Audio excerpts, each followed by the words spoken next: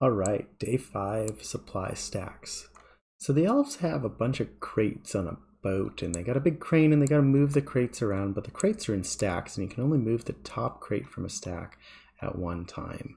So how are we going to help the elves move around all these crates all these times? I don't know if these elves really know what they're doing, because that seems like a lot of unnecessary work, but I suppose we better get to it. So put all this in here, but I don't know how I'm going to keep track of everything. I guess maybe the first thing I should do is just make a boat. And then on the boat, I suppose I should make a few different stacks. So I guess I got 9 stacks according to my input files. So we'll go ahead and make 9 different stacks here. And then we'll just, oh, we got to remember you got to get on the boat before you can make your stacks. So then we'll make 9 stacks on the boat. There we go. Okay, cool. We don't need this anymore. Let's get rid of that. And then we got these crates that we have to put on the boat. But I don't like all this empty space, so let's get rid of that. But we don't need these characters either, or these characters.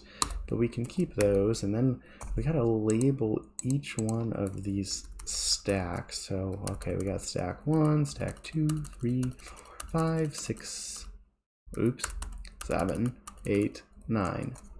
Great, okay, so then let's grab these and then let's go ahead and put them each on their own line, but we don't like these extra lines, so let's get rid of those. I don't like these blank ones either because those didn't actually have a crate there, so we'll get rid of those.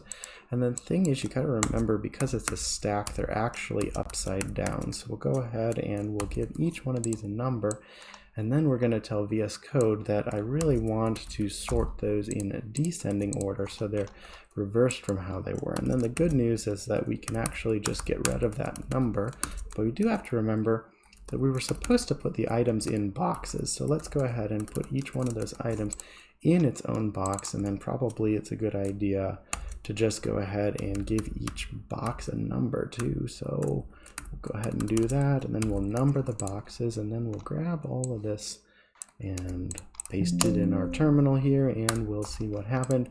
Hey, look at that. Now we got stacks of boxes, and the boxes have letters in them. This is great.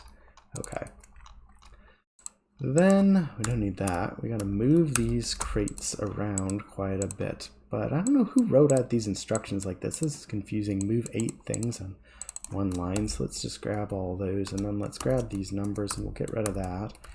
We'll go ahead and just say that we want to print out these instructions for a second, but we want to repeat them a certain number of times according to how many crates we were supposed to be moving. So then we'll go ahead and let's just get rid of this stuff for a second, and then let's treat this as a JavaScript file. Got to get off the boat for a second, and then let's go ahead and run this through Node. Okay, and we'll put the output in temp.txt. Great. And then once we've done that, we're going to bring back our boxes because we don't want to forget those. Now I got all these commands, but I got a whole bunch of moves on the same line, so I don't like that. And now I don't like these extra spaces, so we'll go ahead and get rid of those. Now we've got all of these move commands, and we'll go back to our original file. And we don't need these anymore because we've got our line-by-line move commands here. But the problem with these is that we got our boxes and files, and this move is spelled wrong. If we're going to be moving files, we should probably spell that as MV. And then we got to move from a certain directory that represents the stack, and then we have to move only one of the files at a time from that stack. So let's go ahead and list out the files that are in that stack, and then let's only take the one that's on the top or at the tail end of the directory. Okay, so there we go.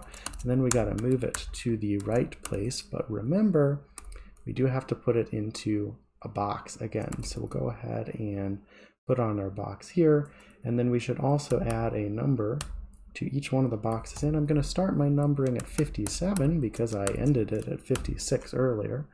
And then we'll go ahead and then just give a different number to each one of those boxes. And then I can probably just go ahead and get back on the boat, and then I can run my entire script right here. Just kidding. My script isn't on the boat, so I got to say, hey, get the script from off the boat, and then we'll run the script on the boat. After that runs, then I should be able to look at my stacks and hey, look at that, they've been rearranged quite a bit. So let's go ahead and get an idea of what my stacks look like. So hey, we'll go ahead and just put them into a file right here, and you see I got all these boxes, but I only want the boxes that are on the top of the stacks. Go ahead and grab that thing, which occurs with the last file in each one of the directories. And we'll just go ahead and get rid of that. We don't need these. I don't know what that is. We don't need, actually, we don't need those either. So let's get rid of those. Oops. There we go. And then we got to print them out. So we'll print them out like this. We don't want new lines necessarily, so we'll get rid of those and put in a good old cat command here. And then let's see what we got. Oh, cool, look at that. And then let me just grab this and put it in here, and I don't want those new lines either, so let's get rid of those. And we got this, which, by the way, is the correct solution. So we're done.